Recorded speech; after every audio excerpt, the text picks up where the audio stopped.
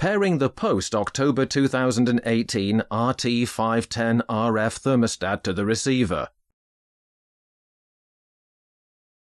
On the receiver, ensure that both switches are set to auto and on. To start the pairing process, turn the unit off and on. On the thermostat, slide down the front cover to reveal the test pairing button. To start the pairing process, insert a pin into the test pairing button and hold until the display shows Sync 10. The 10-minute countdown will begin. Once both devices have successfully paired, the red light on the receiver will turn solid red. To cancel the pairing process, press and hold the test pairing button until the home screen appears.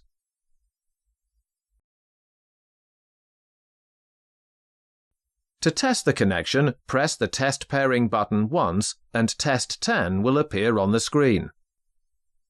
If successfully paired, both the red and green lights on the receiver will flash. Press the test pairing button once to complete the process.